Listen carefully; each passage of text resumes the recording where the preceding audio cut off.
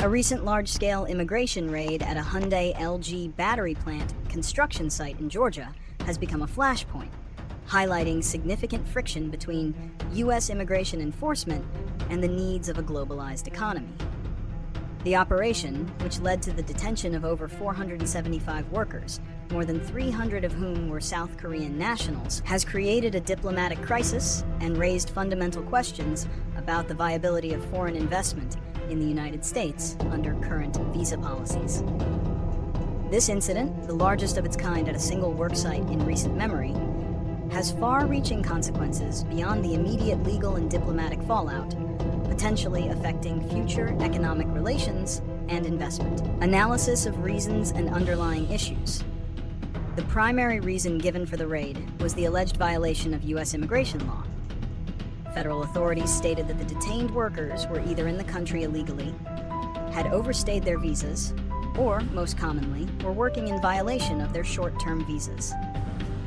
The core of this issue lies in the use of non-immigrant visas like the B-1 business visa and the Electronic System for Travel Authorization, ESTA. These visas are designed for temporary business trips or tourism, not for long-term or manual labor.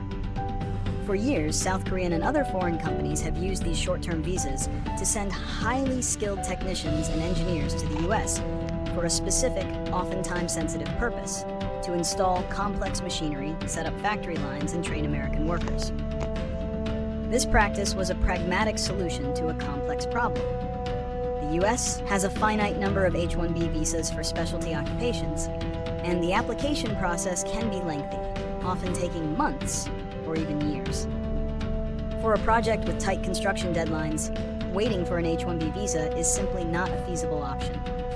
This long-standing but legally ambiguous practice, previously tolerated, now appears to be a target for a more aggressive enforcement stance: immediate and long-term consequences. The immediate consequences of the raid were dramatic and far-reaching. On a diplomatic level, the incident caused outrage and a sense of betrayal in Seoul, a key U.S. ally.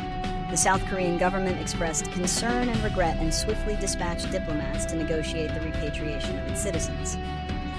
The images of South Korean workers, some reportedly shackled, were particularly shocking to the public in South Korea, leading to widespread criticism of the U.S. administration. Economically, the raid had an immediate chilling effect.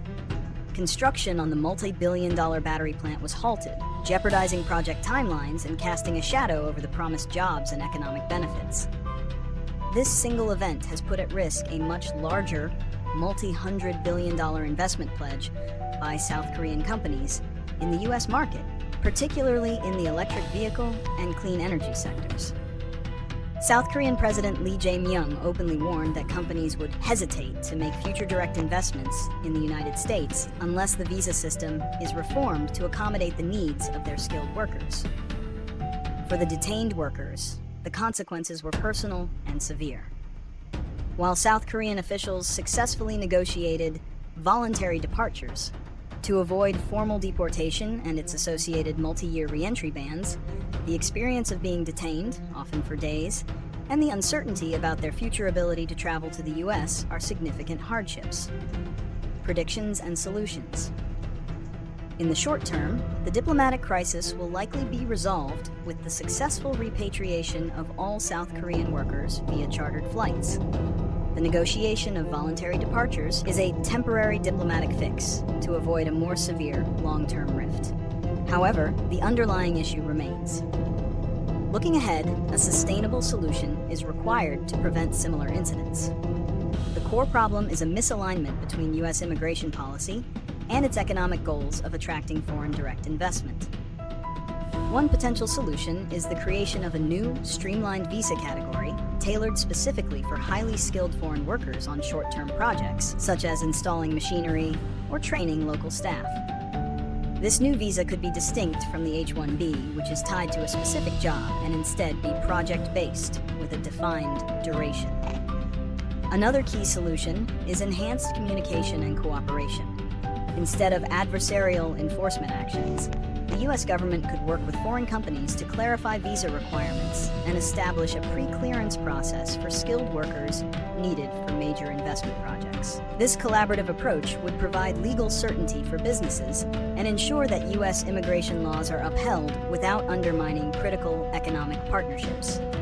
The alternative is a continuation of the current policy, which could lead to significant foreign investment being rerouted to countries with more flexible immigration policies, ultimately harming the U.S. economy and its long-term industrial ambitions.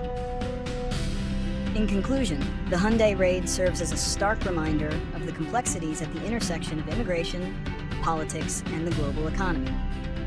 It is not an isolated event, but a symptom of a larger systemic problem.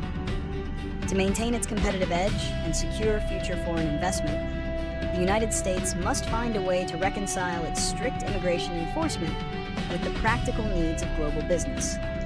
The path forward lies in proactive policy reform, not reactive enforcement, to build a more predictable and welcoming environment for its economic partners.